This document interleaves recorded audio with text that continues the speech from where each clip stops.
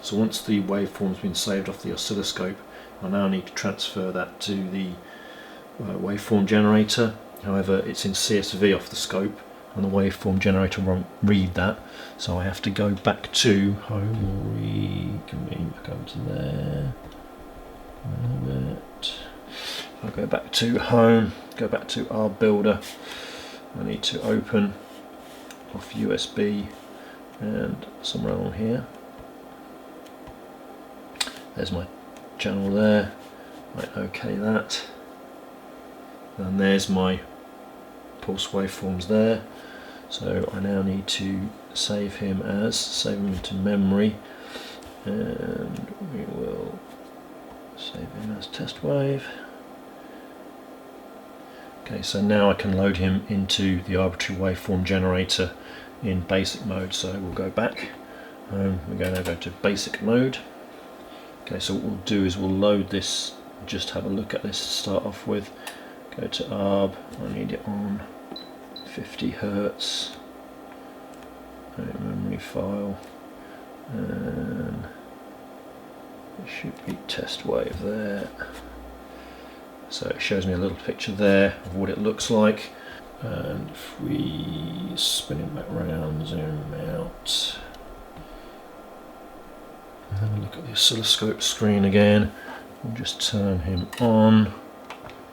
And obviously I've got my PD pulses there that are coming across the screen. So they are there available, but I've lost my reference waveform. So I need to go back to the waveform generator and zoom in. So to get this now out on with a reference waveform, one of these channels has an add-in function which is wired into the back.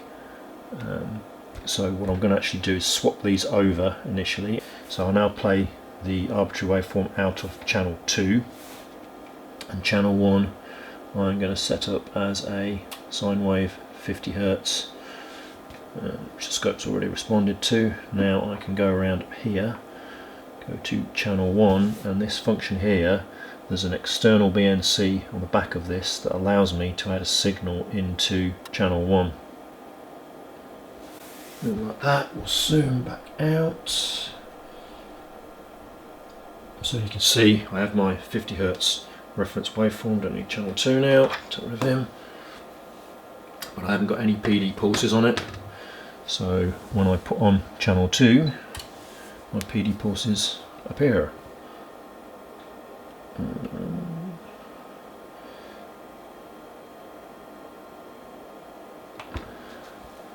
And you can see there's my waveform with my PD pulses on it, and I can move this about now.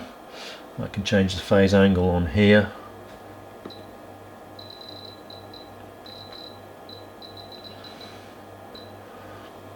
and I can move pulses out. You see I'm actually at 0 crossing points now, so let's go back the other way.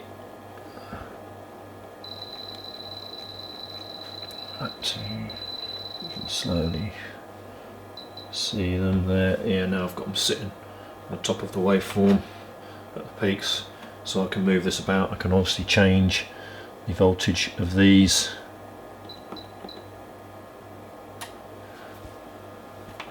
So now I've got much smaller peaks.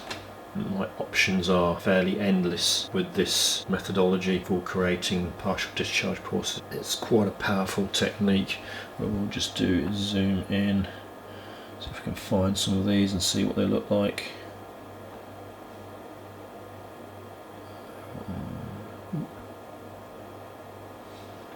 Okay, so there's some of them there.